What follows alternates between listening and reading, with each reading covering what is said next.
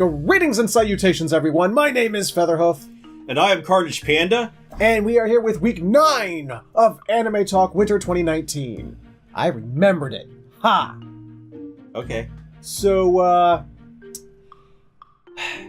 seeing as there's only 1 week this week, not as uneven or confusing a week this time around. This time it's, pretty straightforward, really. Some things are getting better. Some things aren't quite hitting the mark. Some things are staying fantastic, and others are staying pretty mediocre at best. What do you think about this week? I have liked this week, except for a certain show. Okay. Is a certain show getting almost as bad as a certain other anime?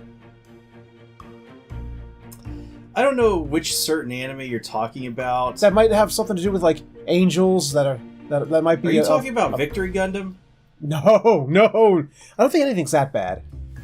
But I've had a hard time finding anything that has been as terrible as that show has been. Fortunately, I've been watching some other shows that are, better. Refer to a few weeks back when there was a giant rant about Victory Gundam.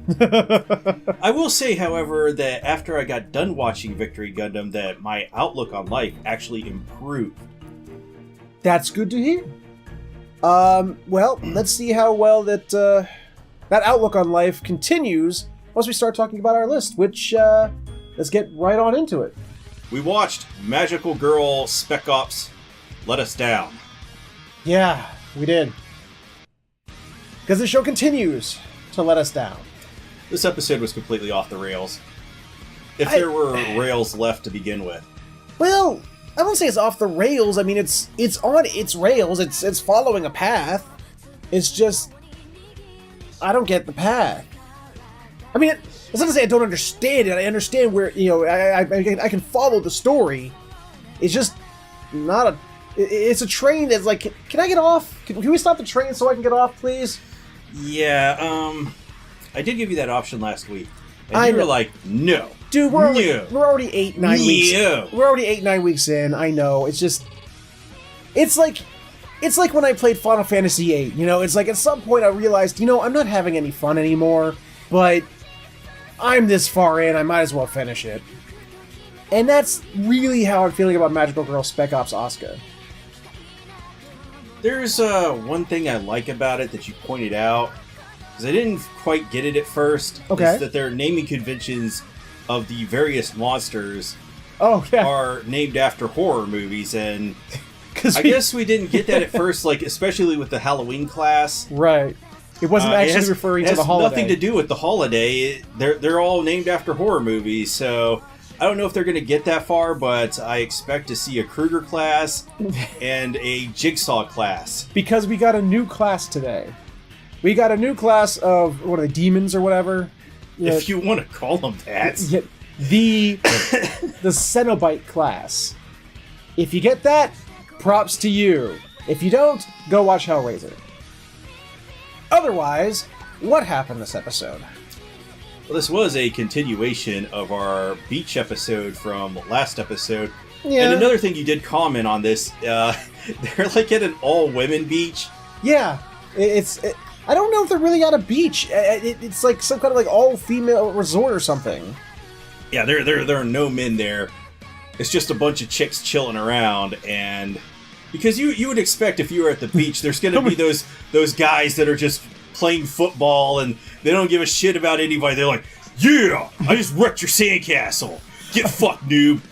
I'm trying to think of because we've used every term to describe women. We started with women, then we went female, chicks, dudettes. There was nothing but dudettes there. Dudettes. And ladies, plenty of ladies. And then we looked around and we also saw what's another term for women? I can't think of any other ones. I'm drawing a blank right now. Princesses. There were lots of princesses. Okay. I don't know. Damn it. So, the whole thing, the whole beach continuation really didn't serve a purpose. Well, I guess it served only one minor purpose, and that was to put Asuka's new friends in peril yet again. Well, it serves two purposes. It's a continuation of the fan service, which they do more of that this episode with our crazy new character that's introduced, and this is where I really felt that it was Chisaka or something like that. I'm pretty sure. General what the fuck ever. Her. Oh, I thought you meant like the dominatrix magical girl. No, not the dominatrix. I'll probably enjoy her. She's General better than General Kasibu. What the fuck ever. Karibu. I don't know. I don't remember the name. I was just too taken aback of. It's like trying to be comedy, but I was more like, what? Yeah, it didn't work for me. No. There was like a lot of like this weird what they tried to do, like attempted comedy. You know what? This is as anime as it gets because it's like other animes where they're just doing sexually inappropriate stuff to each other, like where the chick just walks up behind another female friend of hers and starts groping her breasts and being way too friendly. I guess if you want to call that being friendly. So, I don't call her General K because I can't remember her full name. I know it started with a K though. At least I think so. Oh yeah? Well, let's find out. I was completely wrong. It wasn't a K. It was General Tabara. I guess it's okay to be for a character to be a perv if she's also a woman, I guess. Because, she comes in and goes, "Oh, my beautiful magical girls, I got you these brand new uniforms that will make you 10 times more stronger as magical girls. They will turn you into magical maid girls." And they're like these skimpy, super revealing swimsuits with the maid hat thing. Yeah, and none of the magical girls are amused, and neither was I. In fact, Asuka was so unamused, she begins to rip them apart.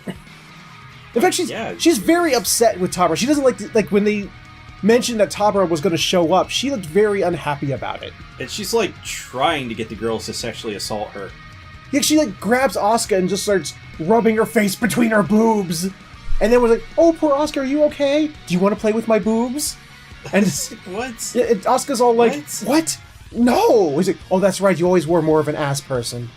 And it was just like, "What are you talking about?" It was like, I don't know. It's like they were trying too hard. It was like, this isn't really funny. It wasn't. It just wasn't. Yeah, it's like there's this earlier scene where Phoenix, she gets all when Asuka and Kurumi see Phoenix and Mia for the first time. Asuka breaks down crying, and she's like, "Oh, I'm just so happy to see you all." And then later, Phoenix goes to bed, which apparently she goes to sleep in a swimsuit because, bring! Oh, she's naked in a swimsuit. No, I got this. You've watched Airplane, right? I have. I got this really distinct memory of that show when she was undressing herself because they show like a bra just flopping on the floor, and she's got another bra on. And it's like that scene where the guy walks in and he's got the sunglasses on, and he just takes them off, and there's sunglasses under his sunglasses. Spoilers for Airplane. Well, it's just she's reminiscing about Asuka crying, and she just talked about how cute it was, and then just starts having gasms while cuddling a giant teddy bear about how cute Asuka was. And then we got one of those little. These things are like useless when he comes up with these magical girl trivia things. He's like, "Oh, Tamara really loves cute things." Okay, like she can't sleep unless she's sleeping with a giant teddy bear. It's one of those things like, yeah, I had no idea. Yeah, it's like it's you're displaying it right on screen. You're showing it to me, but for some reason you also need to tell me. You know, the saying is show don't tell, not tell don't show. They're doing both here. Yeah, I know. They're showing, and then they're like, "Yeah, this is what's." It's like, what? It's like this isn't description for the blind. We get it. We can see it right there, and we can tell you're trying to be funny, but it's not really working. It's kind of dumb. They need to play this. They needed to play the show more straight. And they did. I'm assuming. Well, they did. That's what was so great about the beginning of the show, is it did start off so straight. straight laced, like a straight man in a comedy duo. It was very it was a serious show at first, about ripping limbs off and terrorists and magical girls and a war against teddy bears and giant demons. But I mean, it's like, I don't know, someone who at the studio was just sort of like, what will make our show better? Shit tons of just tropes. Let's throw all the tropes we can at the wall and see which ones stick.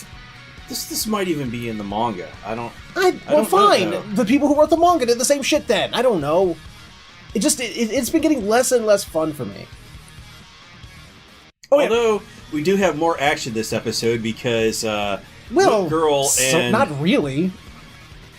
We have Magical Girl Spec Ops Asuka action, which is attacking a still frame. Oh, okay, yeah, there was that. So, yeah, while they're having this meeting and talking to General Tabra about her sexual fetishes and everything, Muscle Mage and Whiplash Girl are about to attack their place. Yeah, I think her name was Chisaka, I think her name is. Sure. Chisato. Chisato. Okay. Chisato, yeah. Cheetos? Yes. Magical Girl Cheetos. Magical Girl Whiplash Cheetos. And Geese, they attack the base. And at the same time, there's an attack from some Halloween class teddy bear demon things. So, yeah. I mean, long story short, it looks like they're trying to get to General Tabara. They want, because like the portal's closed, like by a portal bomb or something like that. I can't remember the stupid name they gave it. And yeah, actually, they're going full Stargate here, like I said last week. They were. Yeah. This is the fucking Stargate, and that's where General Tabara came from. Mm-hmm. So they're all setting up defenses and getting ready. There's people on demon fights. I mean, I think people on demon. Well, the most magical girl fight we get is that still frame of Phoenix, using her flamethrower on some flying bad guys. That still frame got fucked up. It did. Oh, fuck that still frame. Woo! F's down in the comments for that still frame. Yeah, and that's another thing that's pissing me off about this show.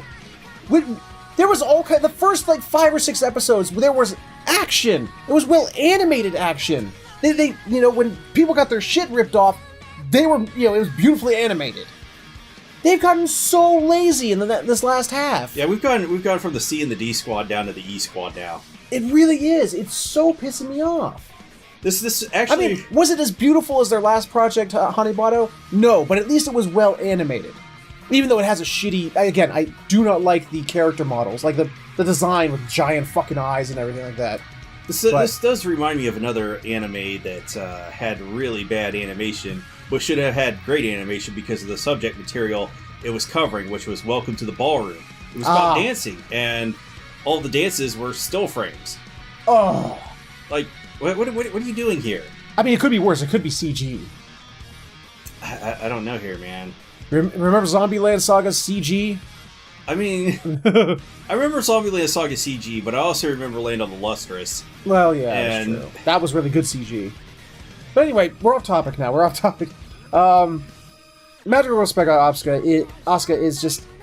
It's the most disappointing show this season. It is, and it sucks because it started so good. It's like, hey, let's take the idea of Magical Girl and sort of modernize it and put it into a real-life sort of setting, because there's political, it was promising things like political intrigue because each of the Magical Girls were part of a different nation, and it promised some interesting things in the first couple of episodes, and it's just been getting weaker and weaker. I mean, if you notice, we're not even talking about the plot this episode anymore because it doesn't matter. Yeah, we've been ripping about everything it's doing wrong right now. Yeah, it just...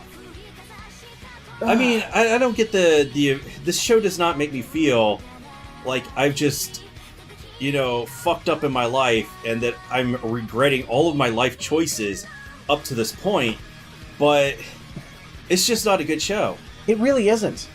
It's not even working as a popcorn thing anymore either. Yeah, it's lost its popcorn appeal. It's because, like,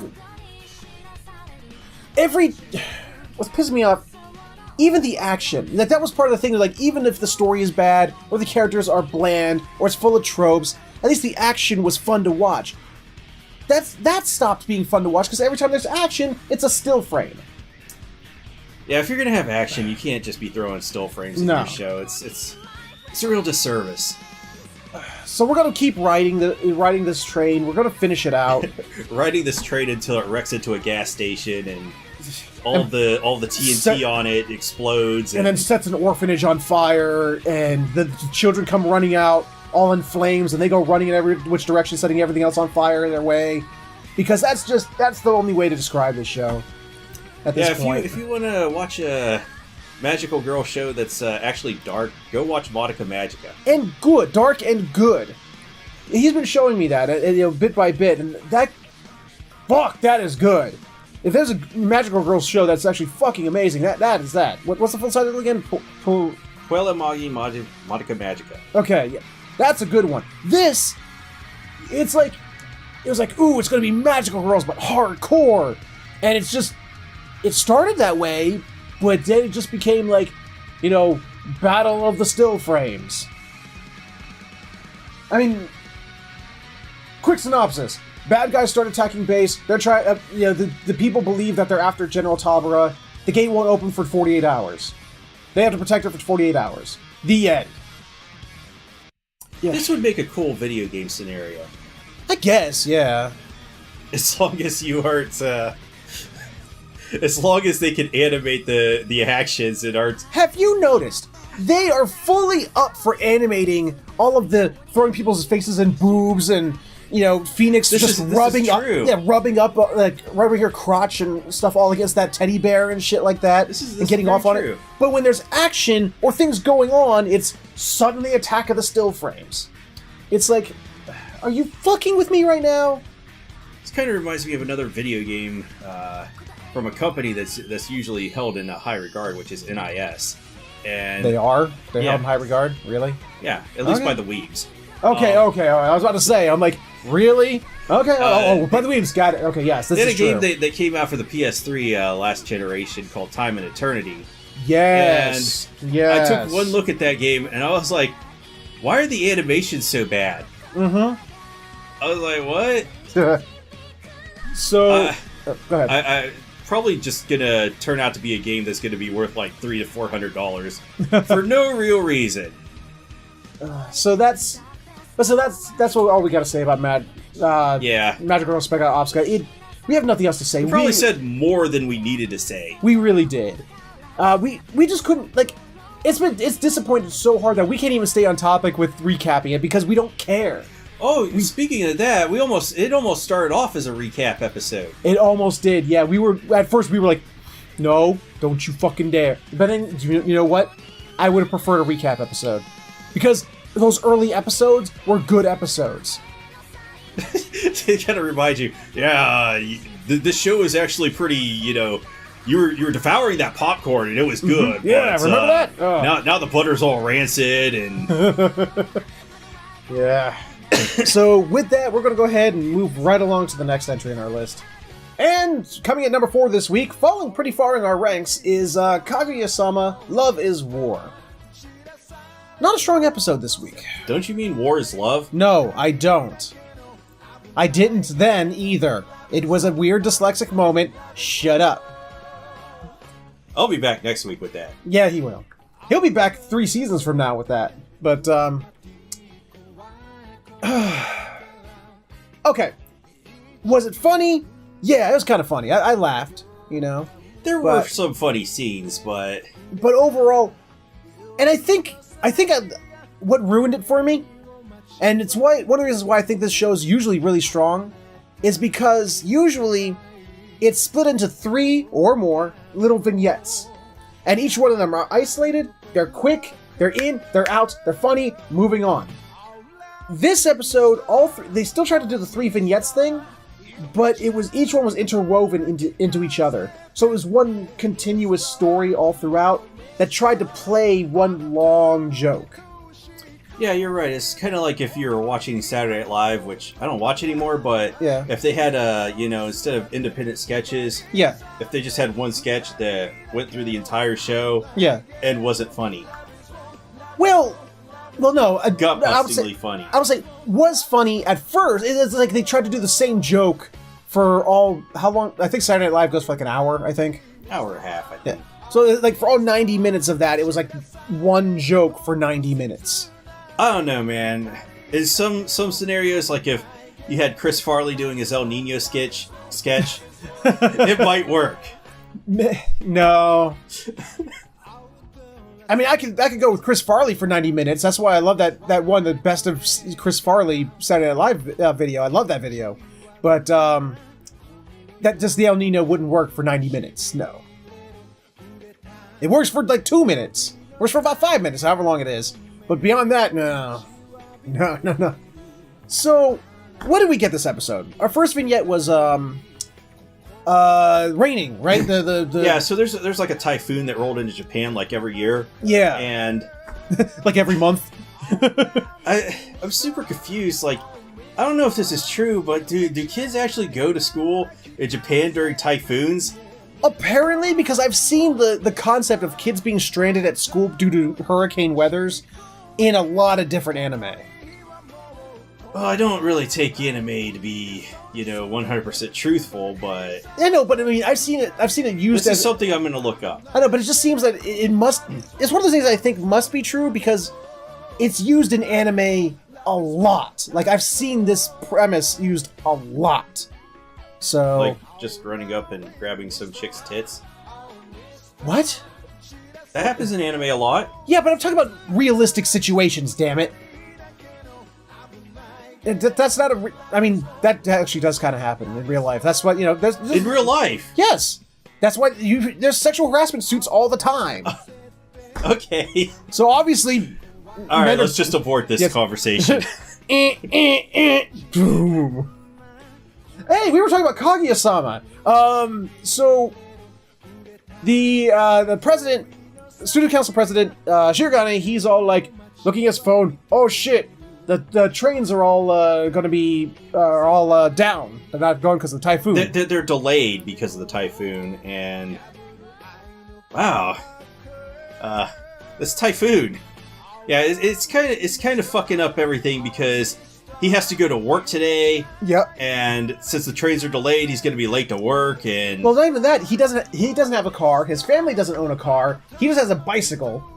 So it's like he can't go nowhere. So Kaguya... Actually, no. The way this episode starts cracks me up. Because it starts, and there's like cracking thunder and lightning, flashes of lightning. Oh, yeah, that part. And Chika grabs her belly button. Ah! The storm's gonna take my belly button! I don't know where you get to the point where you start thinking that a storm... The thunder from the lightning is going to take your belly button. I don't understand.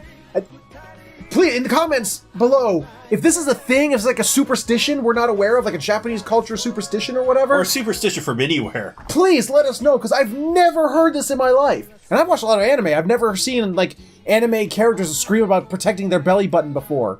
I don't get where that came from. And then, but it still made me laugh, because she's like, Shirogane tries to bring some logic into the situation. Well, if it scares you, why don't you cover your ears? It's like, I can't, you idiot! Obviously, because I need to, if I were to cover my ears, I wouldn't have my hands to protect my belly button. 100% logical. She makes a point, but at the same time, counterpoint. What? Just go with it, bro. I guess. So, she gets Kaguya to cover her ears for her. And while Kaguya's covering her ears, she gets a scheme. Aha! If I can work things just right, I can, first she's like, oh, I could she just almost lets it slip. She's like, I'll just offer a ride to Shirogane. She's like, no, but then that would be a driving date! And then I would lose! I'm confused as to how being in a car with someone of the opposite sex counts as a date. I don't know. Maybe I'm just I'm just too used to driving around for long distances by myself. Yeah. Or with other people. Like, what? I don't know. So that dissuades her from offering a ride, but instead, she then schemes. She has to scheme to try and get him to ask for a ride. And she goes through all these steps. She changes she has replacement batteries, replacement dead batteries.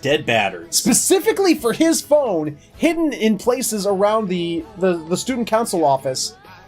While he's out of the room, replaces it with a dead battery so he can't see that the trains are actually running again. He went to the bathroom and, this whole thing takes place within 60 seconds. Yes. So, he went to the bathroom, took care of his business, whether he went number 1 or number 2. Number 2 would obviously take longer. Yeah, so obviously number 1 then. And walked back to the student council room within 60 seconds. He obviously did not wash his hands. He was speed running this. So he gets back. Kaguya then, he didn't ask, and she didn't offer. But she goes, well, my ride's waiting outside, so I better get going. And she just sort of thinks to herself, he's gonna ask. She's waiting out there. He'll come out here and beg for a ride. And suddenly he goes just zooming by on his bike, splashing her with water. Of course she got wet from this. I don't know what her thought process of was going out into a typhoon with just an umbrella. Yeah, even her friend is wearing a raincoat. Yep. Her maid. Yeah, it was not a good idea. A typhoon has to have at least, 75-mile-per-hour winds, because that's the same as a Category 1 hurricane. I'll take your word on that. I honestly don't know. Taking an umbrella out in that kind of wind is not a good idea. Are you going to Mary Poppins yourself? Sure. Yes! Well, I know what I got to do later. But anyway. So that was really the end of the first skit. She fails, and she gets wet in the process. Which, it turns out, makes her sick. Into the next vignette. She's at home sick. And it's kind of funny. It almost sounds like... This is... The voice actor who plays Kaguya is really good because it almost sounded like a totally different voice actor. Yeah, that is the mark of a good voice actor. Some guys, you just know it's them because they use the same voice for every role. Well, sometimes, but sometimes you hear a person like Nolan North. It's there's no such thing as Nathan Drake or any other character in any game he plays. It's just, oh look, Nolan North. There's Nolan North. Hey Nolan North, how you doing? Yeah, there's some other actors from way back when that do the same thing too. Like Troy Baker. You can hear Troy Baker a mile away. What's the guy who played Batman in the animated series? Fuck. I know who you're talking about, but I don't know his name offhand. Keith motherfucking David. You know his voice for a mile away. Keith David, yeah, he uses the same voice for everything. Yep. It's is that Goliath or is that the commander guy for the one dude from Mass Effect? Is that Captain Anderson or Captain Goliath? Anderson? Yeah. My favorite role of his was when he played himself in Saints Row 4. Yes. It's Keith motherfucking David. But so she's Chica describes it, and she's like, I'm gonna go take her books and homework to her, because she's sick, and she's like, what was it, specifically because whenever she gets sick, it's hilarious because she acts like a baby. To which Shiragani's all like, he's like, I've got to go see this. Yes, I need to see this. Yes, and he gets weird. She's sick. And she acts like a baby. He gets sexual fantasies in his head. Let's not go there. Right. He went there. He's all like, ooh, yes. So this is the most anime that animate ever. So then all of a sudden there's an argument about whether one of them should go or all of them should go and who should go. So finally, Chica goes, okay, what we're going to do to figure out who's going to go is we're going to play cards. We're going to play, what was the name of the game? Observation or concentration. Concentration, whatever the fuck that is. Isn't that where you have to? That's like the matching game, isn't it? Where you have to like match. Sure, I never played any. I don't play those games, to be honest. Have you played Super Mario Brothers 3? That was a mini game in Mario Brothers 3.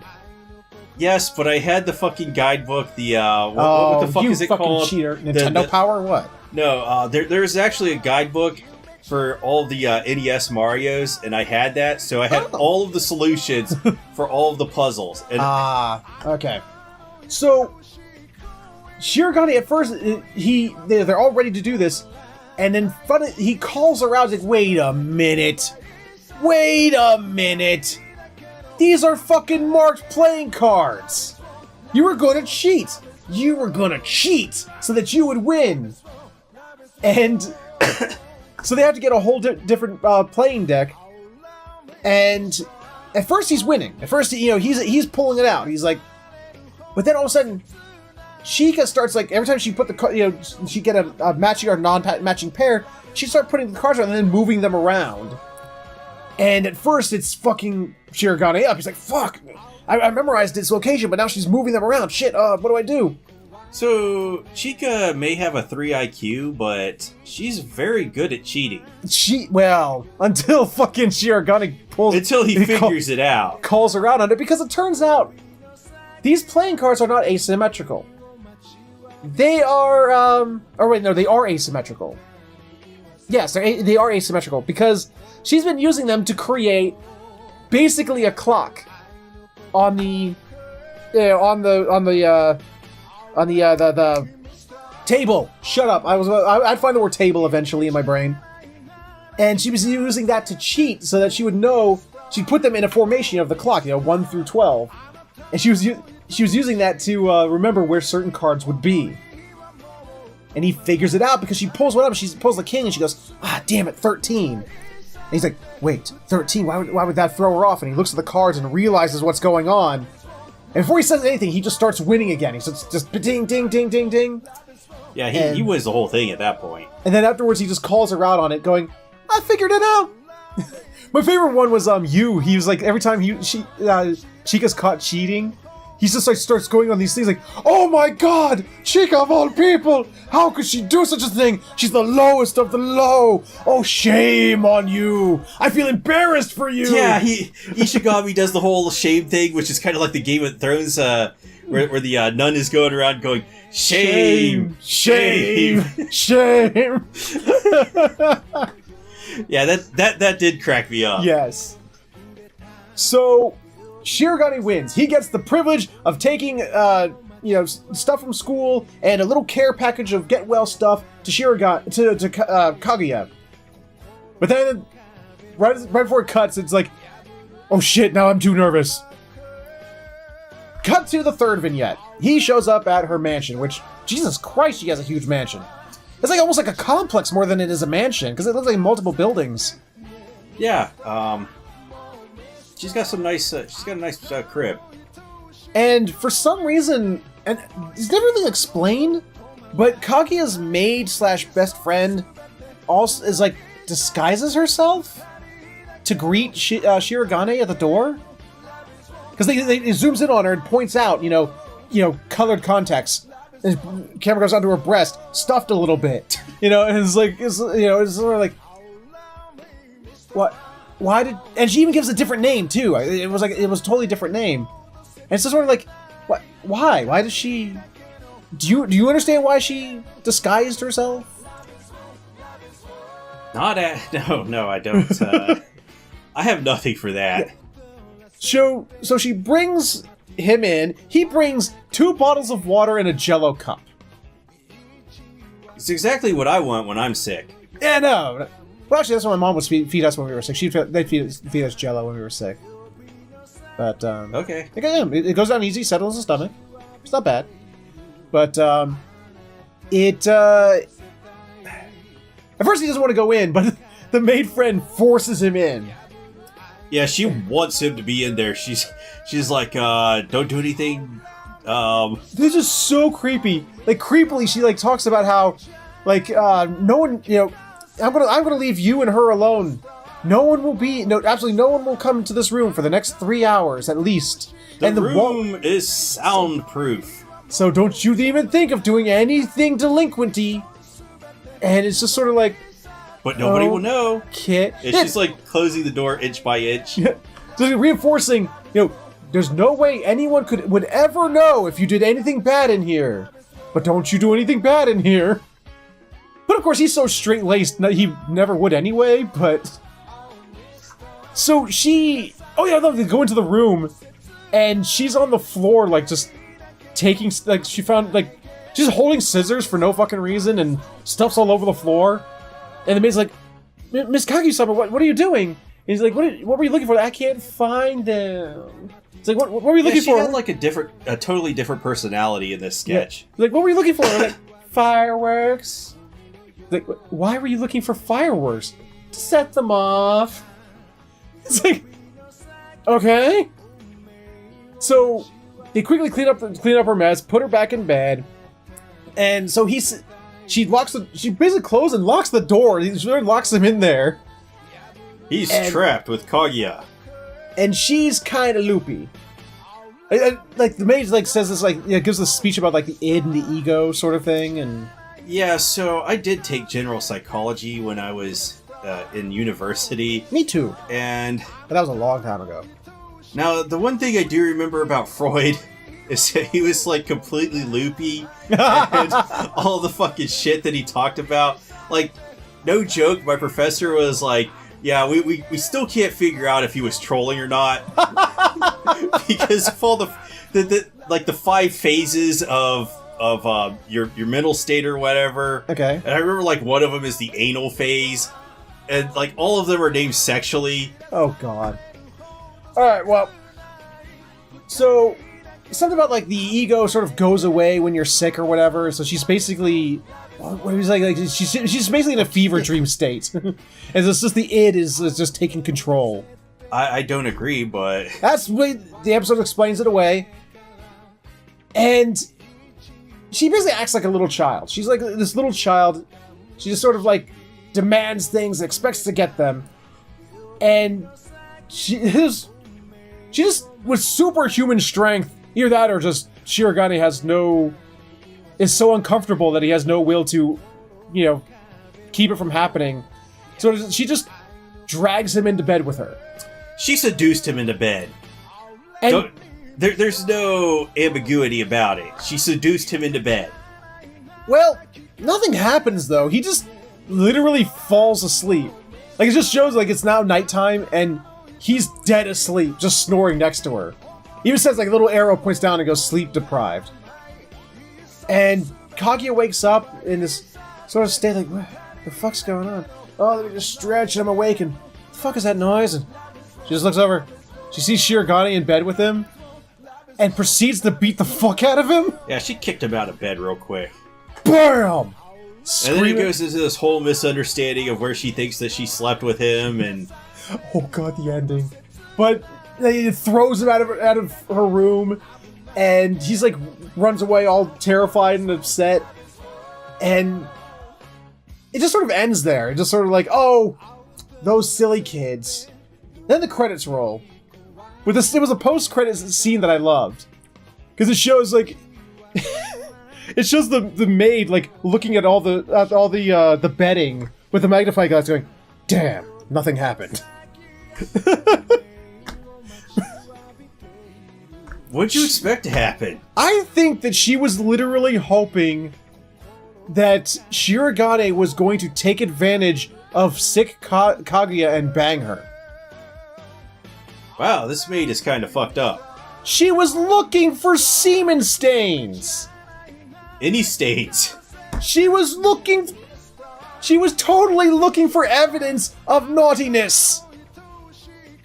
Which didn't happen. No, it didn't. But that was Kaguya-sama this week. I assume that we're going to have this misunderstanding continue into future episodes. Well, seeing as the third vignette was called The Story of Kaguya Part 1, so... Yeah, it was something like that. Yeah. So I'm pretty sure, we're going to get a continuation of that. But then again, this isn't the first time. We've gotten continuations before, like the Love Guru, continuations gone on like 2 or 3 different times. Yeah. So it's not like they haven't revisited things before. just this wasn't, like I said, the jokes this episode, well, some of them were funny. Some of the, like, Chica, when she was being called out on cheating, her reactions to it were kind of funny. A lot of it was sort of like, when you laugh, it's like, oh, that was funny, yeah. But it wasn't, you know, it wasn't like, this is so funny. That was funny. Yeah, that was funny, yeah. It just wasn't, I don't know, it just sort of missed the mark. And it just felt like one long story that sort of meandered on. Yeah, I felt like it could have used a bit more levity and a less of what we got. I agree. Again, it's just sort of one of those things. I like it better when it's in vignette form. The stories are short, they're funny, and then we move on. Yeah, the self-contained vignettes. Yeah. This isn't the kind of show that I want to... Like we need to get an El Nino, and then... Yes. What else? The guy, the guy, you know, the van down by the river. Yeah, we need a van down by the river, and then Chippendales. Yeah, the Chippendales. You know. Yeah, we need to switch it up like every single third of the episode. Yeah. I mean, it was the problem with the last episode too, because it had the one theme that went through all of the vignettes, you know, with the final exams and everything. Yeah, and I haven't come to expect this to be telling a continuous narrative. Exactly, and that's why we fell in love with it to begin with, because while there is a narrative, and it's these two, how did Giga put it? You know, it's like, what happens if a tsundere falls in love with a tsundere?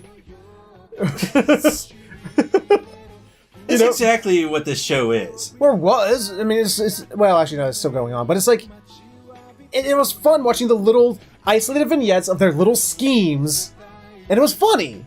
Hopefully we can get back to that next week. I don't know, the past 2 episodes have both been, oh, we're gonna have an overarching story across all 3 vignettes. I hope we get away from that. I really hope they do.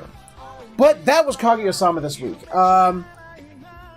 Not as funny as it's been in the past, but it is sort of falling in our ranks. Still enjoying it. I mean, still, you know, like, chuckling.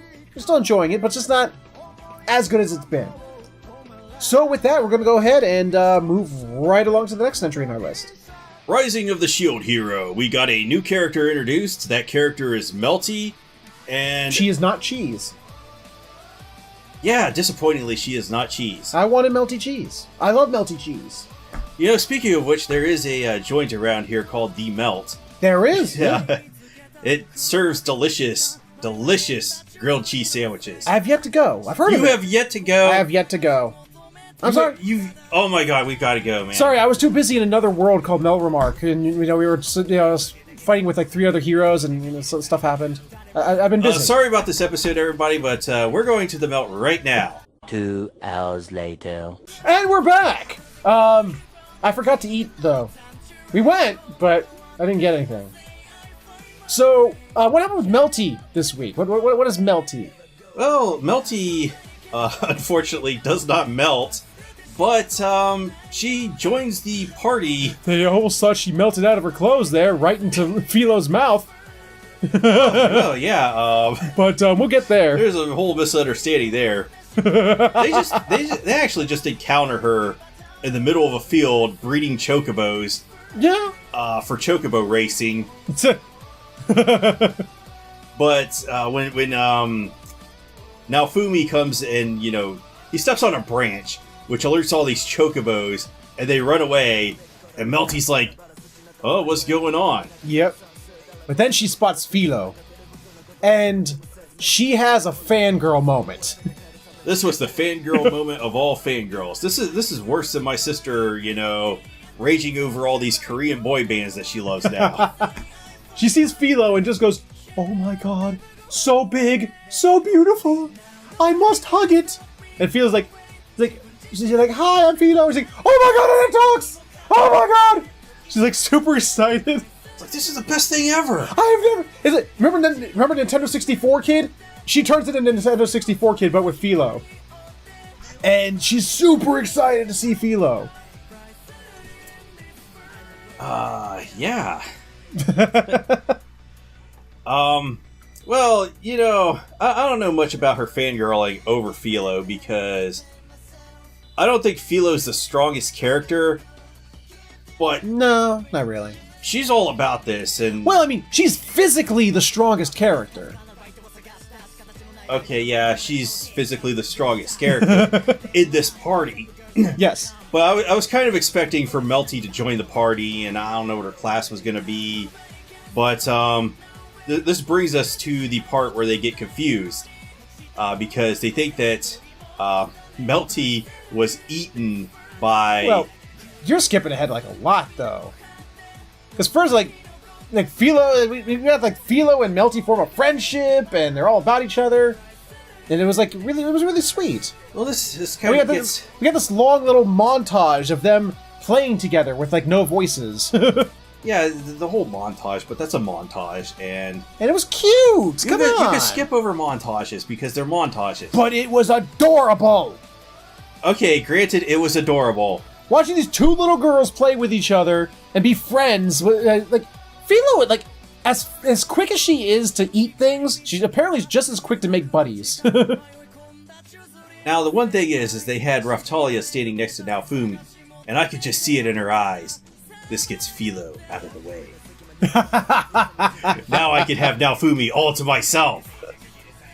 Well, it does. He is right. We get to like they play all day together, and it gets to nighttime, and well, actually no, because that's even later the part you're bringing up. Because first, like Philo comes back because he says, "Okay, you two can play together, but just be back by dark." Like he actually plays the parent. I love it. Yeah, that's exactly what I wanted to say. He sounded like a father there. So I totally like as much as emo as he can be, and he often is. I actually kind of dig Shield Hero from time to time. Naofumi actually is kind of a cool character. Yeah, he is. Like, I mean, I get where his personality is coming from, why he sort of has that emo-ness about him, because he doesn't want to be in this world. This world's fucked him over for, like, moment one. This world does suck. But he gets these little moments of just personal joy being in his little family. Him, Raftalia, and Philo. He gets these moments of just joy. And it's so heartwarming to see them. But she comes back at night and she's all upset. Philo's a little upset. She's like, Naofumi-sama. And actually, this is the first time I actually know. You pointed this out, and it's the first time I noticed. Philo always talks about herself in the third person. Yeah, it's one of those strange anime tropes where some characters will just talk about themselves in the third person, even though, I had wondered if there were. But the subtitles lied. Because just to put this into context, there are some shows where this happens. People, characters just talk about themselves in the third person. It's like Featherhoof sitting here going, "Yeah, Featherhoof is hungry right now." Yeah, Featherhoof is hungry right now. Or, CarnagePanda needs food badly. CarnagePanda has died of dysentery. I don't think I would be saying that if I actually died. It's just like, yeah, you going down the trail, and all of a sudden you're dead. You died of dysentery, and you just sit up and you're like, CarnagePanda died of dysentery. Hey, and then you flop back over. The trail. Hey, it happened in the last episode of Shield Hero. He's like, Naofumi-sama, don't worry about me. Okay, so it has been established that this does happen in this world. Yes. So good point. Philo comes back, and she's like, Philo really wants to help Melty. He's like, why? What's wrong with Melty? She got separated. She wants to go home, and she said she got separated from her guards. And at first they were like, guards? Why the fuck did you have guards? And she's like, well, I was trying to get back to the capital city, and Philo says you guys are going to the capital city, so can I go with you? And he's like, we're going back to the capital city, which they hate me there, and if I were to he actually brings it up. He's like, if I were to bring her back, that might actually cause problems. Fuck. But then Raftalia and Philo talk him into it, and so they do.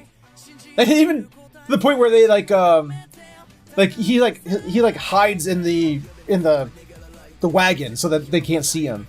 But on the way back, I love this is what you were talking about, the trip back where they stopped to camp.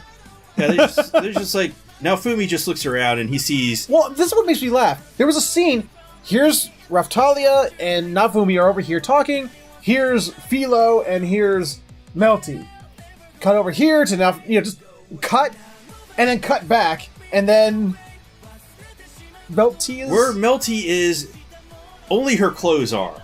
Yes. And they're like, where'd Melty go? And they just sort of, in unison, look over at Philo, who looks very content. Just like, oh dear, Philo just ate Melty. Naofumi, I love that Naofumi goes to this immediately. He goes, we need to burn the evidence. We will never speak of this again. Yeah. It would never happen. This didn't happen. Let's just forget about this. Like, Raftalia's like, no, man, there has to be another explanation. But it does kind of look like she ate her. What do we do? And they just sort of like wake her up and like, and Philo's all like, what? He's like, where's Melty? Like, oh, she fell asleep in my feathers. And like, wait, what? And like, Melty, wake up! And you just see this, this head just pop out of her feathers. Yeah. And I love Raftalia even goes, wait, how is she asleep in your feathers? How deep are your feathers? So she sort of puts her hand in and, oh, your feathers are soft and warm and just sort of falls asleep. Yeah, so it has been established that like Naofumi actually believes that it's like, wait, do her feathers have sleeping powers? it has been established that Philo does make a good bed and is nice and warm. And apparently, I think Naofumi brings up a point. Does her feathers have sleeping properties? Because Raftalia like fell asleep. She got her arm like elbow deep, and then just sort of went, fuck it. What if she did have sleeping powers, then wouldn't it make her fall asleep herself? I don't know! That's like asking if, like, toxic frogs toxify themselves. I think they have natural immunity to their own toxins, so...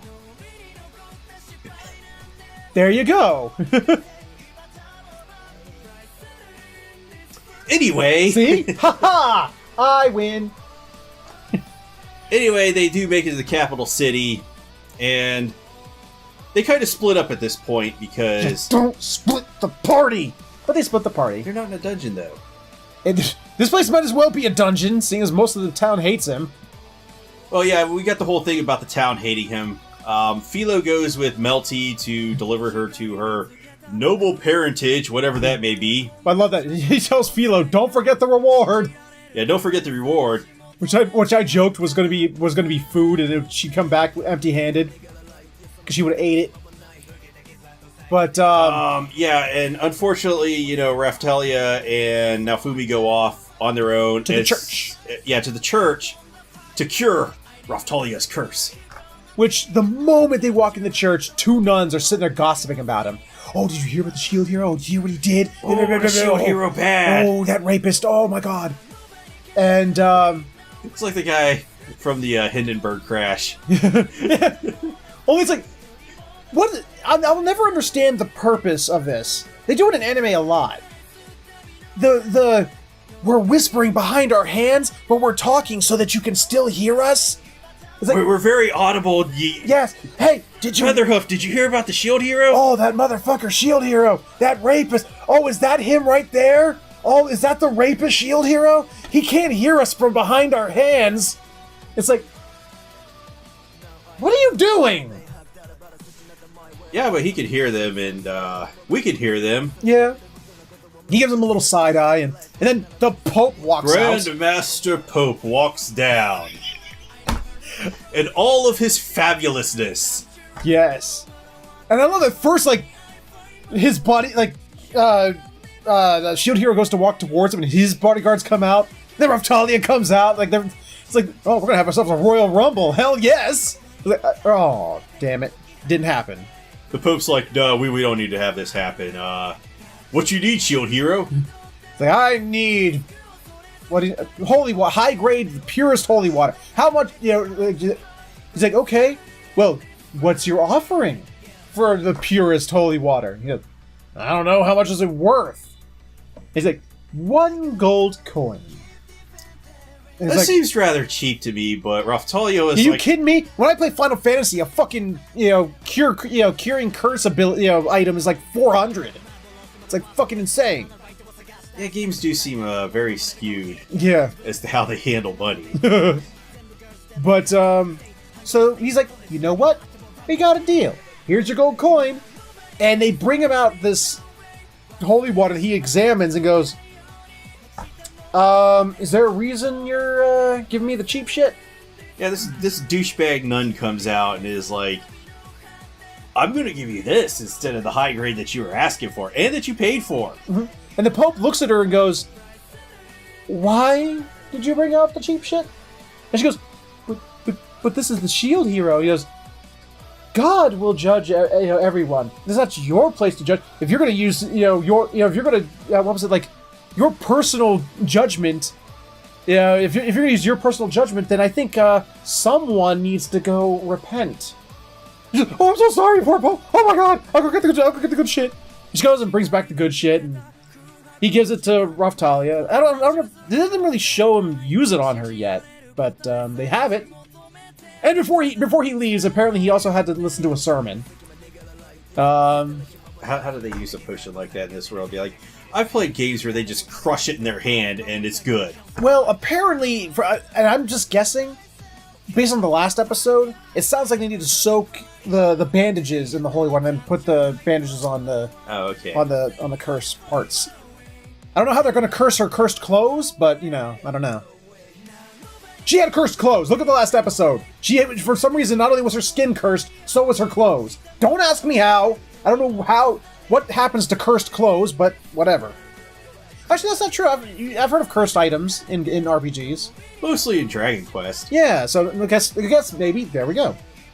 But so they leave the church, which of course he notices has a spire, like 3 spires. Sword, bow, and spear. He goes, of course, no shield, right? And all of a sudden he's approached by, he gets yelled at by one of the younger, like a younger guard.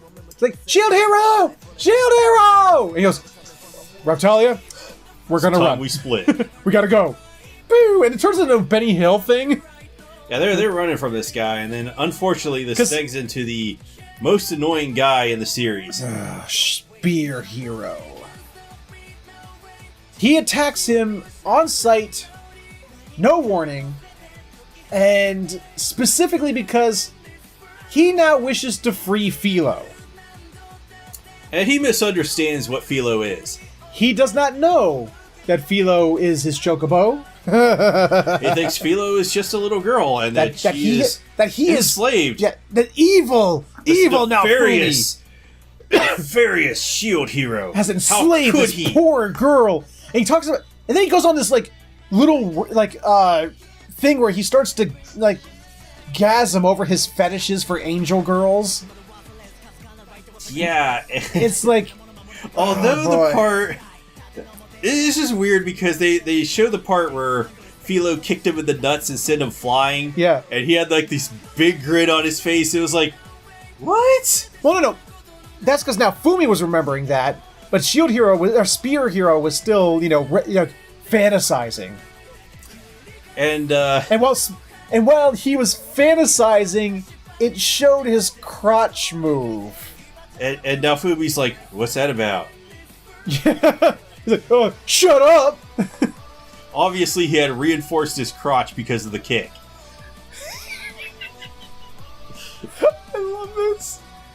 So the fight, he starts fighting him, and in the middle of a public street. Yeah, right in the middle of the public streets, and they're breaking shit and stuff, and then the people on the streets are getting really irritated over this. Well, some people are.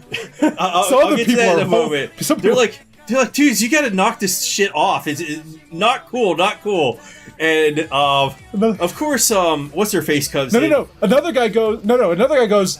He's like, no, keep going, do it.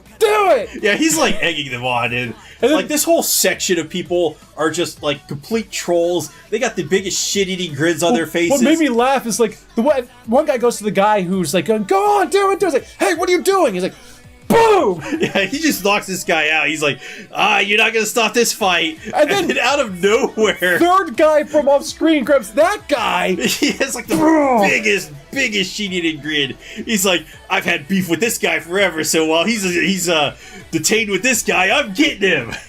And it just becomes a ballroom bash, and then suddenly, something stops the fight. Well, Mighty Head showed up as this is an official. No, because what happens is like, they're going at it. Shield Hero and Spear Hero are going at it, and then the guy who was chasing Shield Hero comes in and he's like, you guys gotta stop this. You can't do it. He body blocks Shield Hero to protect him, and the Spear Hero deflects his spear at the last second, and he goes, "This is Spear Hero. Look around. Look what you're doing. This is a public street. This isn't a place to fight. This is not a especially sanctioned duel." To which that's when Mine comes and goes, yeah, she's like, "Yes, it is. Yes, it is." It's like, wow, you bitch.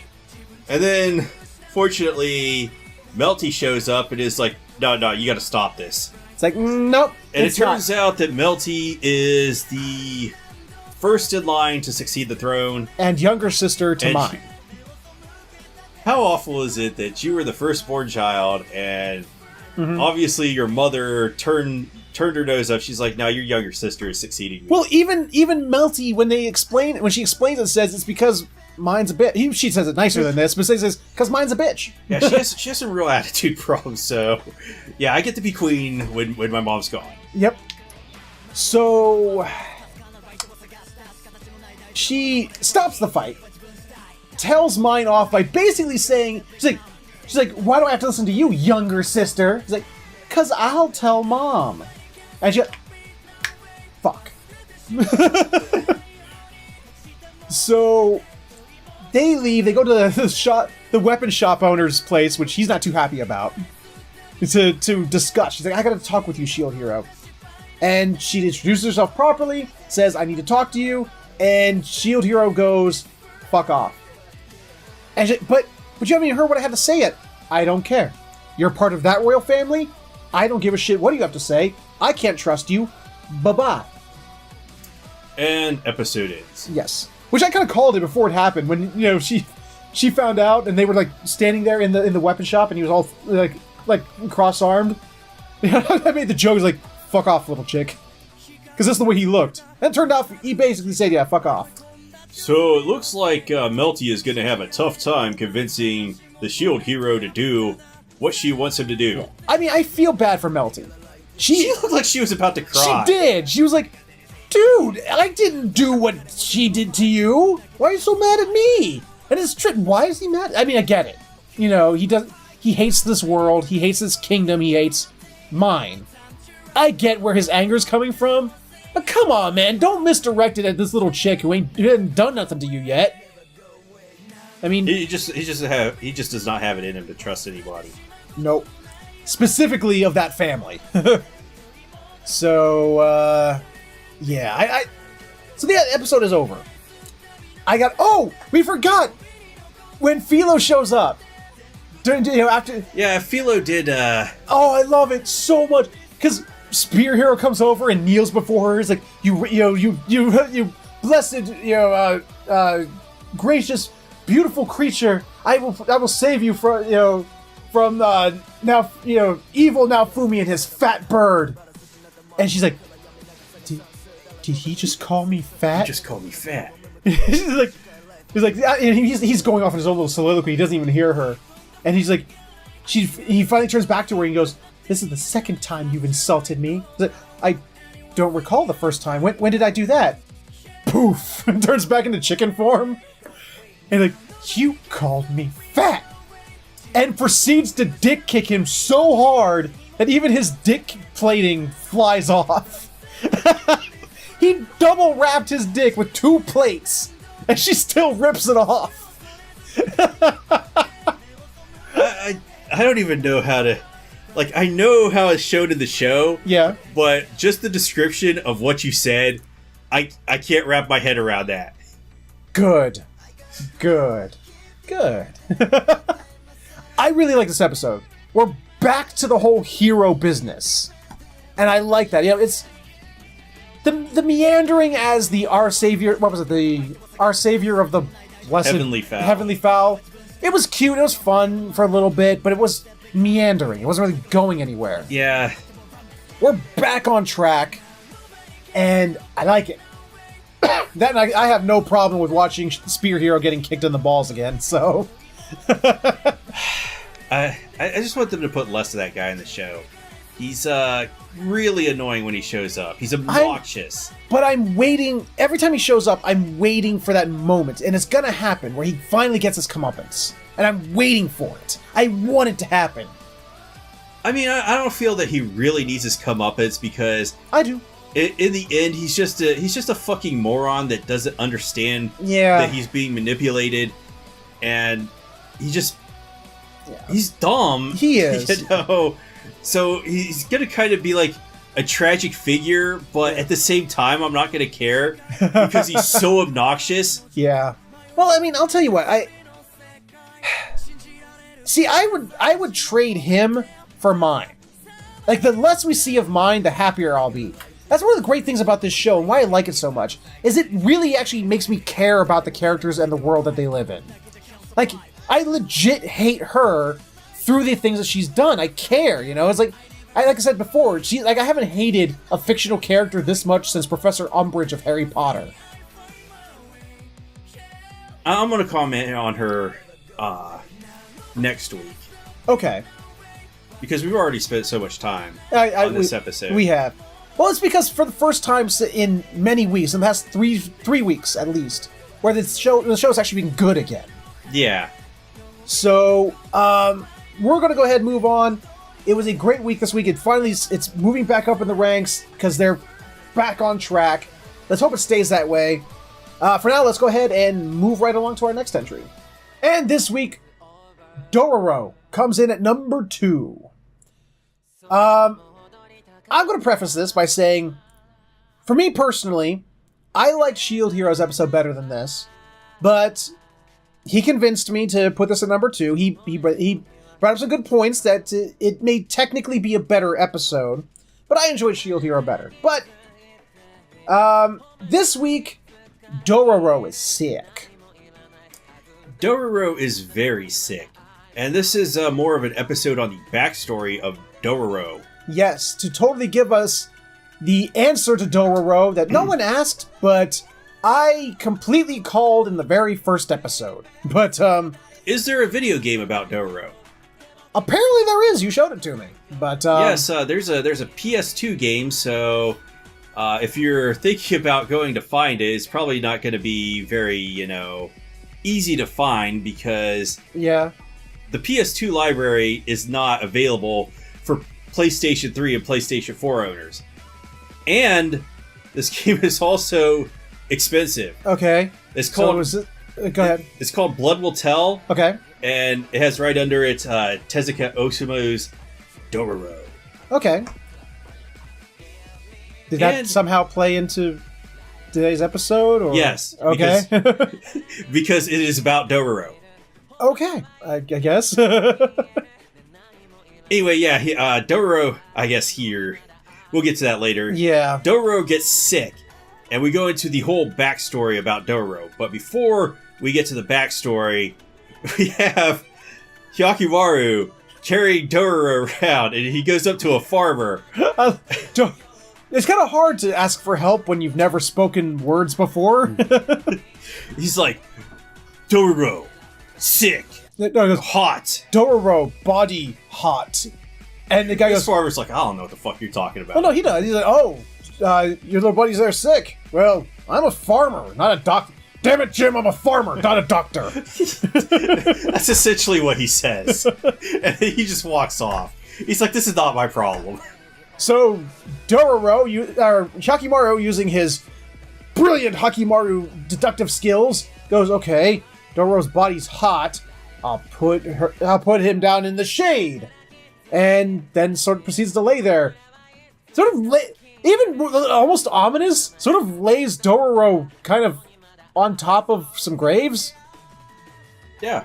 Just it's like, well, I guess Hyakimaru couldn't see the gravestone, so I guess that makes sense. But still, yeah, he can only see like red and gray. Yeah. Black. Yeah. So. It's like a priestess sort of comes up. Like some priestess or nun just shows up and is like, I think that kid is sick. Bring that child. Bring the child over this way. And then, proceeds to tend to Dororo. And when Dororo wakes up, starts freaking out. And it's all like, where's Hakimaru? Oh, he left me, didn't he? Hakimaru's gonna leave me alone. I can't just sit here. Where'd he go? And she's like, he just went to go get some water. And like, you don't have to. Your friend will be back. He's like, I don't want him to leave me the way mom and dad left me. Everyone leaves me. He's like, oh, do you really think that poorly of your parents? Like, no, it's not that. And then goes into this backstory of the Dororo. The Dororos. Yes, Dororo had a mama and a papa, and the papa was the leader of a brigand band. They were basically Robin Hood. They were Japanese Robin Hood. I like how the subtitles calls whoever translated it calls them brigands. I don't know if they said that or not. Maybe some creative interpretation. Yeah, maybe. Because they are fighting samurai, and personally, I don't have any real love for samurai. This whole honor bullshit that they go on about when they're just murdering people because somebody like Daigo asshole told them to do it. Yeah. Well, the thing is, that's the thing. Dororo's parents, their band of brigands, only fight samurai because they looked and saw what the things samurai did and went, fuck samurai. Yeah, fuck really. them. They're just sitting around and some samurai just walks up to some dude and is like, I have to kill you. And the dude's like, why? And the samurai's like, because it would be honorable. It's like, I don't remember that happening, but okay. This is just an anecdote. Okay. What a samurai would do. It's like, okay, and I'm totally on board. Okay, these guys are going to go and kill these samurai to teach them a lesson. Right, got it. And they're brigands because of... I guess. It's like I said, it's Japanese Robin Hood. It literally is Japanese Robin Hood, only with more, murder. A lot more murder. So, I guess there's one member of their group, and god damn it, we both... As soon as we heard... No, he made the joke, okay, so they're focusing on the parents and this other guy. Well, no, so I like this kid. I liked this guy's character design. Okay. Yeah. I said, I really like this guy. He looks cool, but he looks like the kind of guy that is going to betray them. The moment he said that, Dororo's father comes by. He's like, "Hey, Itachi!" And we both. You're like, "No, oh, no, come on, no!" I was like, no." So I actually wonder if this is where Kishimoto got the idea to name Sasuke's older brother Itachi, because it has to be. Because no lie, he does take things from Japanese mythology, okay, and he wove it into the Naruto story. Like, does Dororo come from Japanese mythology? Yes, he was written by Tezuka Osamu, the god of manga. Because, when Sasuke is fighting Itachi, and Itachi brings out Susanoo, right? There's actually part of their mythology is where Susanoo fights the 8-headed serpent. And neat. Yeah, there's a lot of stuff like that in Naruto. Huh. So I'm thinking, is that where he got the whole idea to have a guy named Itachi betray the family? So lo and behold, Itachi shows he's like, "Hey, we found the samurai group over here, and they're really tired because they just finished this battle. We should go ambush them while they're tired." He's like, "Yeah, let's go do that." That would be a good idea because samurai are assholes. So they go to do it, and they go, "Charge!" And everyone charges except for Itachi, who hangs back with Dororo's mom because they were ready for him. Yeah, obviously Itachi had told them that they were going to ambush them or something and be ready, and all these archers take out most of the guys. And machine gun the shit out of Dororo's dad's legs. Yeah. No, I'm not kidding. They get one arrow in his leg, so he can't, he's limping a bit. And when they're holding him, and Dororo's dad gets so mad at Itachi, he tries to run at him. less than a second, there are 6 arrows in his legs. Like, it wasn't just like phew, phew, phew. Initially, the way it's shot, it looks like he gets shot in the nuts too. But then it kind of turns the angle, and all the arrows are in his legs. Yeah. I was like, wow, those archers did not like that guy's legs. No. And they let him live. I'm kind of surprised by that. Yeah, I was really confused. I was like, I know that Itachi is going to betray these guys, and he's probably going to kill them. Yeah. But he doesn't. So they let him and his wife and Dororo leave. His legs are fucked up. He can't fight. Well, we'll get to that. Well, he can fight. But not as well as he once could, because he could barely stand on his legs. But, so, they now are penniless, homeless, and they don't have a band of brigands anymore. Yeah, the entire band of brigands either got murdered or had to join... I don't know if it was Daigo Asshole that Itachi joined with. I don't know. But they either died or joined the samurai. Something like that. So, some time passes. I don't think it was much time.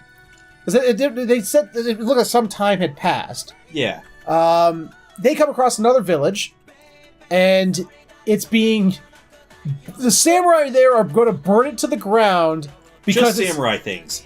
No, because it's in the way of the military. Yeah, it's just samurai things. So... the villagers are like, yeah, it took us a real long time to build this village. Don't do this. And they're like, we gotta do this because it would be honorable.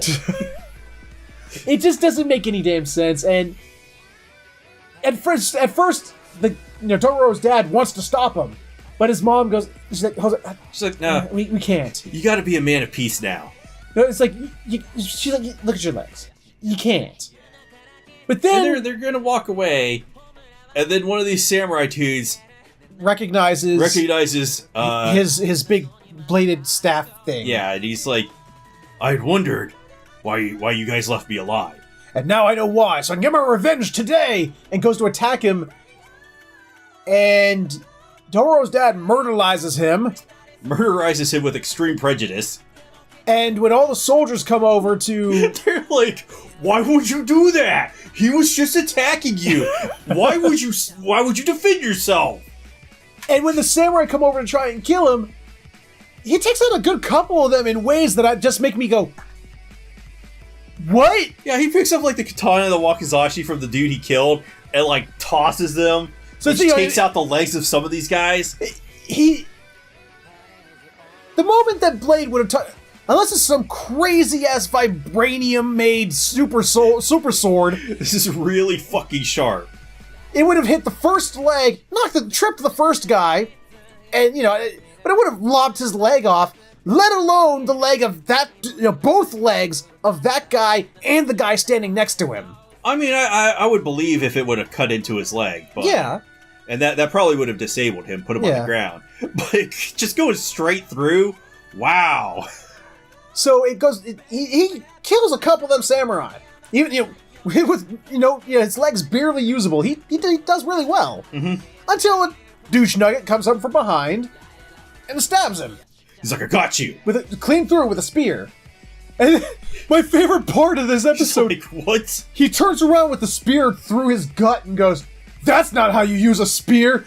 This is how you use a spear. And hugs the guy and falls to the ground, impaling him with the spear. He's like, got him. And he dies on the spot. And Dororo doesn't take that very well. Dororo starts crying and is like, oh, no, Daddy! No, Daddy! And the other mom tries to drag Dororo off. And they're just wandering around now. Again, like another time passage happens. And her Dororo's mom is trying to find the best way to care for her child. Yes. So she hears about like some samurai are giving away food. Yeah, they're just giving away food. Giving handouts. Giving handouts as if samurai would actually do that. And they get to a temple place, and well, I guess they are, sort of. I love this. They're in line, And when they're in line, they see Itachi standing there alongside them. And he comes over just to sort of make fun of her a little bit, because he's a douche. Dororo goes to throw a rock at him, and his mom yells at him. He's like, don't you do it. Yeah, you listen to your mother.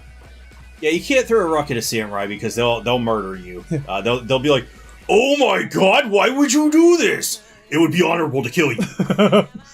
So then the samurai call. This is the part that confused me. Samurai call out, we don't have enough for everyone, we're almost out. She rushes to the front to beg for food. It says, well, you don't have a bowl. Get the fuck out of here. He says, put it in my hands. And he looks down and it's boiling hot and he's like, oh. Oh, this was funny. I don't want to do down, it's boiling hot. It shows both of the pots. Full of food! Full of soup! What do you mean there's not... That we're almost out. Really? Well, this guy doesn't want to do it because he's like, man, this is really, really fucking hot. Yeah, Itachi goes like, do it. He's like, do it. And she does, and she gets like 20th degree burns all in her hands. But then like goes to Dororo, like, here, just eat it slowly. As she's sitting there with scalding hot fucking soup in her hands. It shows her hands are all like blistered and red and gross and shit. It's like, ugh. Ooh, mommy flavored soup. Yum.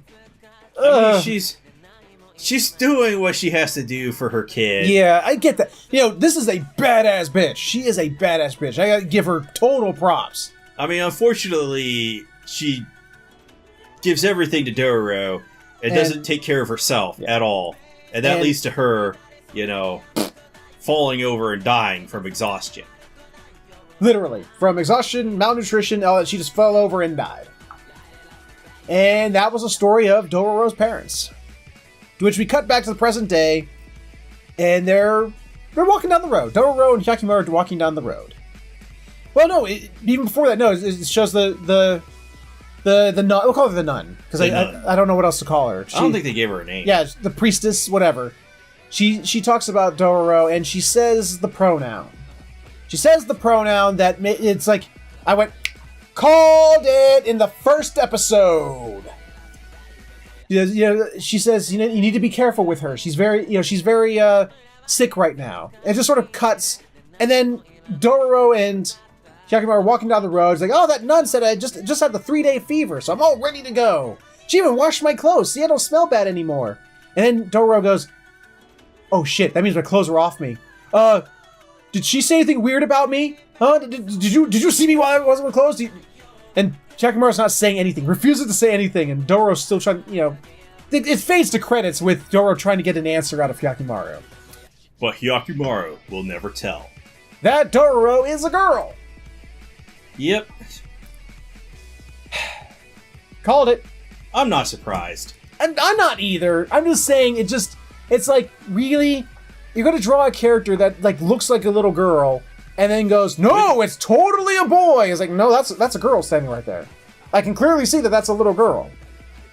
And it's like, no, boy, totally boy. I'm like, really?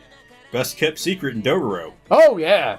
I mean, this secret was kept better than, the latest Assassin's Creed. Which every version of that leaks every time. But anyway, that was the joke. It was. So, yeah. Not that it matters.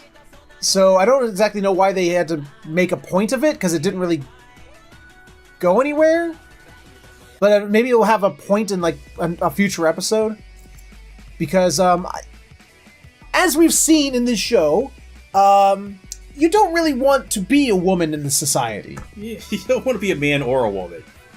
Well, men just get killed in this society. Women get raped and then killed. There's one extra level there.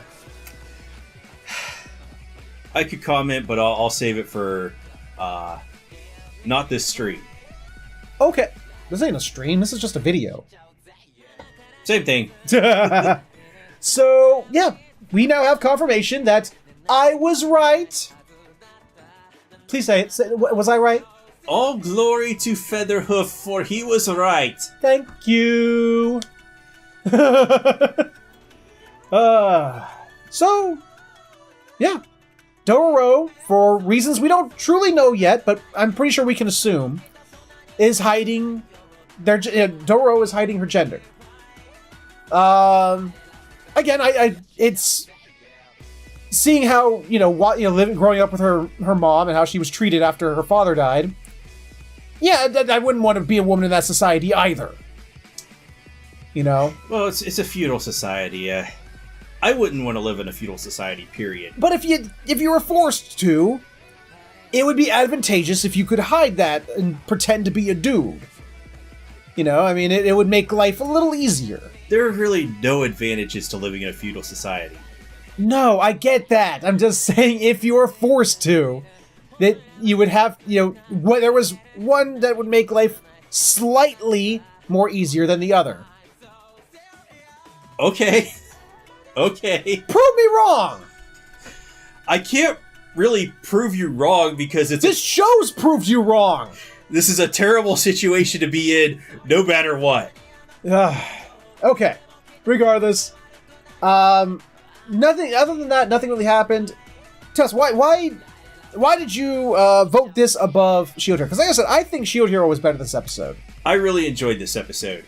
Please elaborate. I felt that the character building was very strong, and it's probably going to move the story forward as Dororo gets revenge on Itachi for killing her face. Yes. So Itachi's actions led to the death of her family. Yes, it did. And I can see that playing a part at some point. But did all of that backstory need a whole episode? Yes. See, I don't think so. I honestly don't think it did. I think it was a lot of extra stuff that didn't need to be there. I disagree with you. Okay, all right. If this was a 12-episode show, I would be wondering, what the fuck are they doing? Isn't it? No, this is a 24-episode show. Oh, okay. All right. I would be wondering what the fuck they were doing with a character-building episode in a show that does not have the time to spend an entire episode exploring that kind of thing.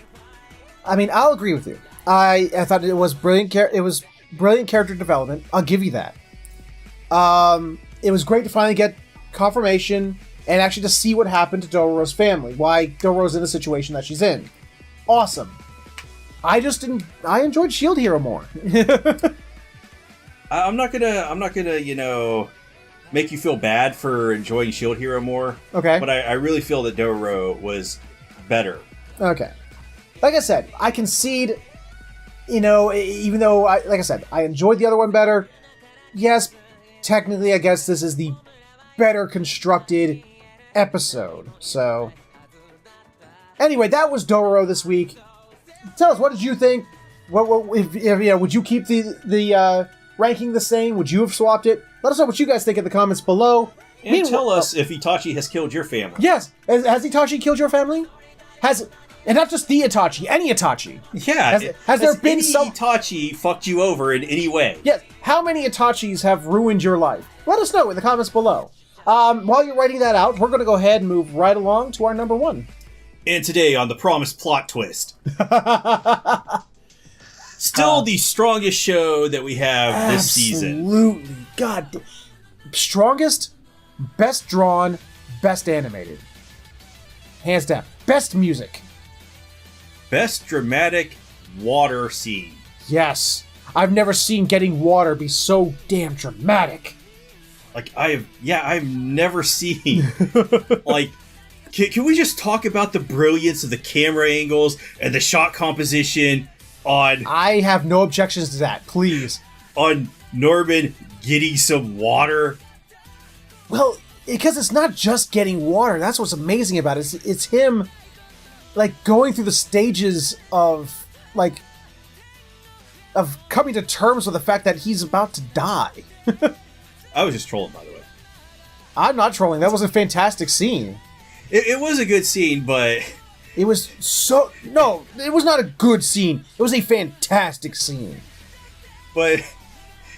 just... the trauma over getting the water. It was funny. Okay, look. Because... We'll get to that. Let's start at the beginning. Promised Neverland, episode 9, starts where it sort of left off. Actually, it sort of goes back in time a little bit to, like, when, it doesn't, like, pick right back up. Because, like, the last episode 8, it ended with her already bringing Emma back in. It starts again back in the woods when she, like, right after she had, braced up her leg. Right after she had broken Emma's leg, and Ray's like, "What'd you do? What'd you do to her?" Oh, Emma's leg is broken. It was a clean break, though.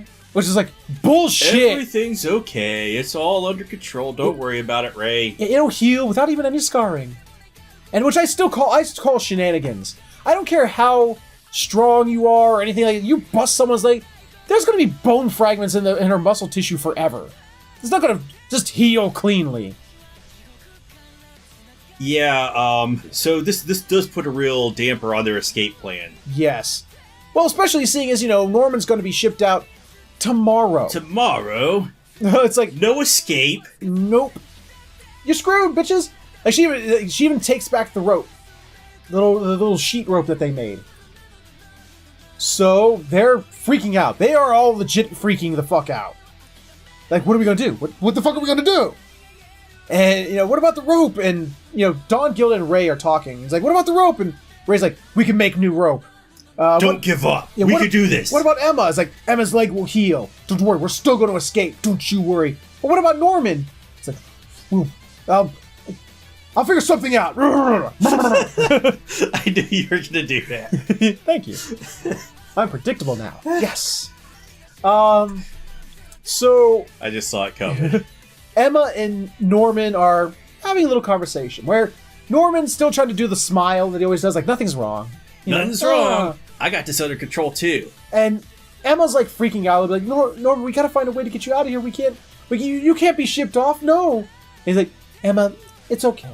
It's all right, Emma. Just calm yourself down. It's all good. It's okay. It's all right. Here, let me go get you some water. And this is where we get the most dramatic scene in the universe for the most mundane action ever. He gets up, and then suddenly it's just so super well drawn and animated for walking down a hallway. It's like he walks down the hallway in this super, like this clean sweep motion as he turns the corner a little bit.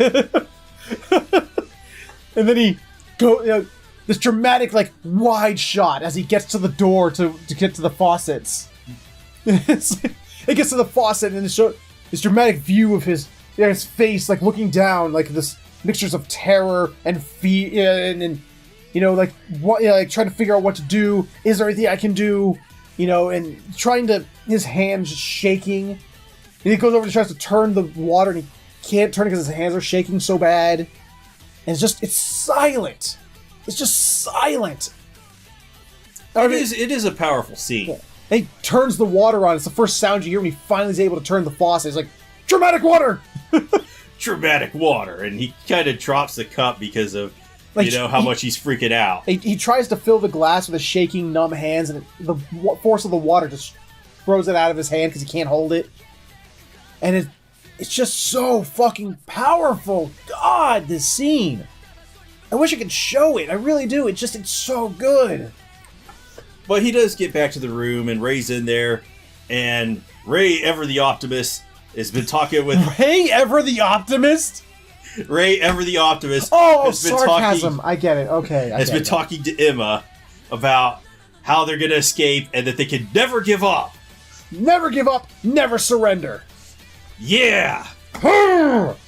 He's like, Norman, we got this. Okay, so here's our plan. All right. He's like, no. Overruled. Oh, yeah, that's right. Norman goes, I'm just going to accept my fate. Denied! Yeah, they're not going to give up on this. They're dead set on escaping their fate. Yes. So they come up with a plan. What's the plan for Norman? What are they going to do? The plan for Norman is to let him get captured and eaten. No, that's Norman's plan. What is Emma and Ray's plan? Their plan is to have Norman escape and just hide around the area until the rest of them are ready to escape, and then they're all going to escape together. Yes. Norman doesn't believe that's going to work, but he's convinced, I think. I think they convince him, for the most part. So Ray whips out his device to he whips out his device. To disable the chips in their ears, the tracking devices. Turns out he sort of made a taser. Yes, he did make a taser. He made a taser. And the taser is going to disable the tracking devices. I guess you're just like... But, Stop resisting! Stop! Don't tase me!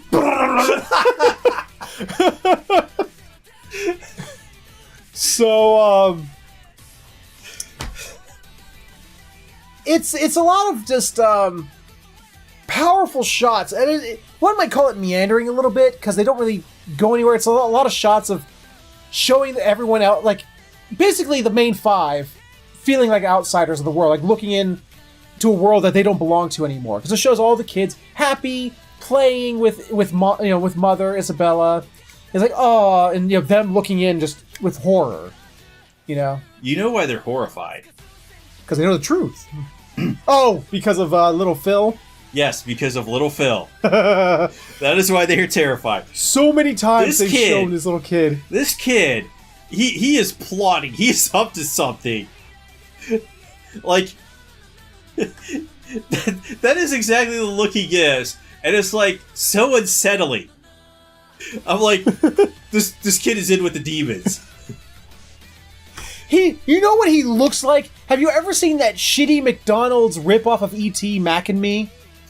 No, I have not. He looks like the alien from Mac and Me. Just because his mouth is always just sort of... But like, instead, his mouth is just always open. It just looks unsettling. And he only walks on one leg and is like this.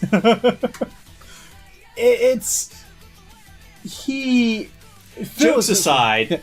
So Norman and Isabella come in during dinner time.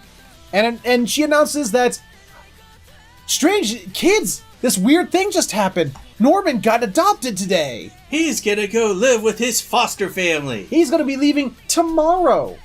And all the kids, kids are like, yay! And all the kids are like, no, we'll miss you, Norman. Please write to us. And, all the kids are gathered around. And for some reason, there's like a mini-me clone of Norman next to him for some reason. There's a kid who looks just like Norman, but tinier. It's kind of unsettling. Unsettling shots of Phil. Yes. And, it's... Of course, like I said, it keeps panning back to Emma and Ray and Dawn and Gil. Well, actually, Emma's up in the hospital still. She's like... Or the infirmary.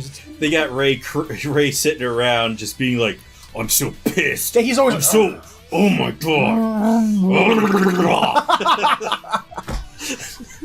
So, the day, it's like, the nighttime, what was it, like, the rest of the day continues on. It gets to about, just before dusk, the sun's going down. It's later in the afternoon. And Norman opens up, was it Norman that opened up the... Yeah, it was Norman that opened up the drawer and found what remains of Sister Crone. The little note and the little care package she left behind. He picks up the note. And reads it. We don't know what it says. But he gets these wide eyes, freaks out a little bit, and just runs. He runs. He grabs the new rope that Dawn and Gilda made and runs for the wall. He just makes a beeline for the wall. I don't know how this worked. I was very unclear on how he was going to use the rope to get over the wall, because... What I thought was going to happen is... And I guess this doesn't make any sense, because how would he have climbed the wall? But I thought they were going to tie it to a tree and then drape it over the other side, but then I didn't think, wait, how are they going to get up there to begin with? Describe what happens. And then somebody in the comments describe how the fuck this worked. No, I'll explain how it worked. Okay. Okay, so Norman was watching an episode of Naruto, and it was the whole part on how to use chakra in your feet. Oh, okay. So he drapes the bed sheets over there that makes the whole rope over a tree branch. And no, he wraps it around the trunk. And then he proceeds to run up the wall, and he makes it all the way up there in like hangs on the edge and climbs over. Somehow, he gets some kind of fucking momentum that by holding the edge of the rope, it created some kind of centripetal force that he was able to run long ways up the fucking wall. Yeah, this was very anime. Anyway, he looks out over it and he sees trees. It's like, oh, trees. Ah. There's just a bunch of trees beyond here. And then it pans back to all the kids. They're coming back from playtime. And they're all lining up in front of Isabel. And then Isabel's walking them all back, like, oh, hey, little Phil. Don't stop eating me, little Phil. Jesus. Don't look at me like that, Phil. And, you know, oh, hey, little one. And, oh, playing with the kids. And she looks around and goes, wait, where's Norman? And then Emma and Ray get this, like, satisfied smile on their face. Like, ha-ha, yeah. Yeah. Mm-hmm. Fuck you, Isabella. Yeah. We won. Yeah. And then she looks at her watch, her tracking device watch thingy. And then she gets a satisfied smile on her face. And it shows Emma and Ray, and they're like, boo? And they look over, and she goes, welcome back, Norman. And Norman's walking on back. Just right back. And then Ray looks over there, and he's like, what's going on here? And they confront him. They in the bedroom later, like, he grabs him by the collar, like, the fuck wrong with you? What's wrong with you? And he straightens his collar. Okay? Here's the thing. It's a cliff. Like, but what's a cliff? The other side of the wall. It's a cliff. Yeah, so then they pan back, they cut back to the shot where Norman was looking at the trees, and it looks like they dug out a really large cliff to keep the kids in there. So yep. Even if you were able to scale the wall ninja style, yeah. Jesus Christ, the way he climbed that wall. There's really no hope of escape. Nope. It's done. He just came back. He's just, you know, it's fucked. We're fucked. We're done. And it sort of ends right there. It's just like, well, it's a cliff. We can't go anywhere. Oops. And one thing we did fail to address is how Ray knew that the demons were demons the whole time. Oh, god damn it. Yes. Yeah, just like every anime character knows Morse code, apparently some of them have mimetic, what is it called? Is it mimetic memories? Yeah, he has some weird memory that he was able to remember everything from since when he was a fetus. fetus. Kind of stretching believability. I know I don't remember anything from when I was a baby. Do you? No. He talks about infantile amnesia. How we lose our memories of childhood. Which I always thought it was the other way around. I thought we didn't really form memories. I don't think you form memories when you're that young. Yeah. But apparently Ray has super brain. And he has the memories, he says they're like disjointed images more than anything. Mm-hmm. But he just... So, that's how we knew what was going on this entire time. Yeah, and he explains about how the whole facility, they aren't just farms scattered all over the place in the world. Nope. It's just 5 farms, 5 or 6, I don't know. 5. 5? 5. Yeah, 5 farms around a central hub. And so they're making the gate... obviously surrounded by a bunch of valleys. Which means the gate isn't really a exit point. There's no escaping through the gate. That just goes right to HQ. Yeah, you can't escape through the gate because you're just gonna run into demons and adults. You know, because he remembers that from when he was an infant. The fuck? I guess it's plausible. Is it? No. Okay, thank you. So, yeah. But... this episode... It's like... this show is just like... Every time they're like, aha! We figured it out! It's just like the show goes, no you didn't! And just kicks them in the balls. I'm still interested in seeing what's going on, even though... Oh yeah, so am I. Even though we have lost the best character. We have. Sister Crona's gone. And they keep reminding us about her in the opening damn credits. And they'll change the end credits. The end credits were different this episode. Yeah, we got a new... I don't know if they're going to keep doing it. If it's going to be like episode 3 of Kaguya-sama, where they had a completely different ending sequence, and then the next episode it was back to the original one. Excuse me. But it's like, the opening was still the same, and it showed Sister Crone. Then you changed the opening credits to stop torturing me with the memories of the best character this show had. But tune in next time to see if they could escape or get eaten. Yeah, we still have the problem with Norman getting shipped out tomorrow. So, actually, it's not tomorrow; it's today. Well, no, it hasn't gotten to the next day. It still hasn't. The sun was setting. It's still they're still in nighttime. I was under the impression that it was the day that he was supposed to. No, it was still the day before. Oh, okay. Well, hopefully he could escape then. That whole episode took place in one day. Okay, I'll go with it then. So that was Promised Neverland. Once again, showing that this show is so good. It knows how to set up terrifying villains. It knows how to set up suspense. It knows how to set up just likable characters that you care about. Except Phil. Phil's terrifying. Like I said, terrifying characters. Terrifying characters right there. Yeah. Little 6-year-old boy.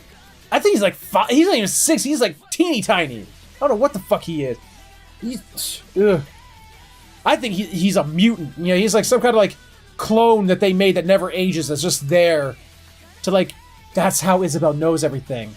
The only downside of the show is that I'm gonna miss it after the season ends. Oh, same here. Oh my god. But other than endless amounts of gushing praise, I really got nothing else to say about this episode. The show in general, it's so fucking good, and this episode continues. It's just like every time it knows specifically where to stop its episodes, so that you go, I have to come back and see how this fixed itself. Can we say that it left itself on a cliffhanger? I'm trying to figure out what I can hit you with that won't like that won't like cause damage to my studio. I'm trying to figure out if there's a way I can do that. Well, I'll figure that out later. I think we'll go ahead and end this episode first. That was our list, and oh god. And that's it for Anime Talk of Winter 2019, Week 9. Don't hurt yourself there, bro. It's just that some anime are so good and some are just so bad. Why is it that like things that can start off so good just drop off so hard? And other things can be just... Why is it that some things can be like consistently good? And other things can give you the promise of such great things, even show you great things, but then just decide to start sucking. The world may never know.